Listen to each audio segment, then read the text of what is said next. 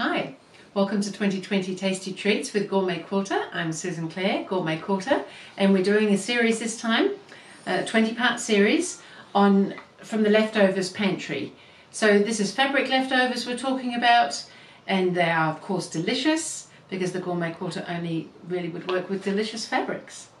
So I've gone ahead, we've got some notes. If you're interested in receiving all the notes and things, you can find out more on gourmetquilter.com. And what we've done is set our pantry up. So this is my pantry, everything's labelled. We've got all sorts of strips, we've got squares, we've cut some rectangles. And today we're going to do something from the pantry. So up here you can see I've got this amazing array of 4 patches. They've all got 4 patches, different sizes. So what I did was went through all of my drawers. I took out, because we've been cutting squares, and we've got some clipped together, and I've got this nice little array of squares here. But I went through every size and made some 4 patches from them so that we've got something to play with. Now you wouldn't necessarily have to do that, however it gives us options. Let's go with options. So there's different ways of making 4 patches, of course, especially as we're working from strips as well as squares in our pantry.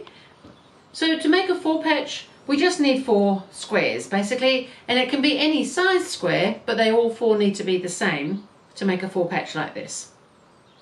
So you could alternatively join just 2 strips together of whatever width you choose, as long as they're the same, and you could slice those up into the right size slices and then join those. And so something like this came from some strips. I've got another little one up here, so that came, and that one from a strip like that, because I just happened to have a length of strips, so I used it up. Other than that, I've just gone through and made everything up. So we're just joining them in pairs, so this is really great because you can just chain piece these through, and the notes will go through some of this for you as well. And then we're just going to join, I press the seams just to one side, and then when I join them I nestle those seams.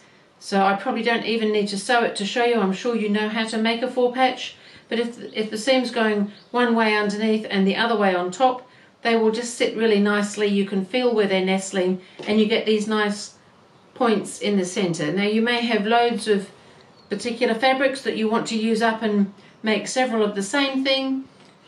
So what we're doing over the next few parts of this series is we're making what we're calling units. So I'm calling this a unit, so this is unit number 1, and it's a 4 patch. So any size, if it's a 4 patch like this, it's unit number 1.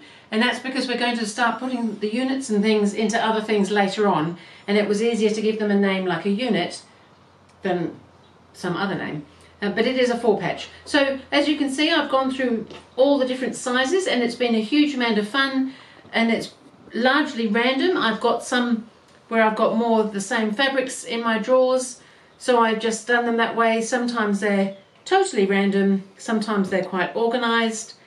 So these ones are quite organized. Most of them are fairly random because I didn't have lots of the same fabrics. And if you were going to be making perhaps a quilt where you're going to be using quite a few different ones, you probably want that scrappy look, and as we're using leftovers, that's probably the look we're going to get.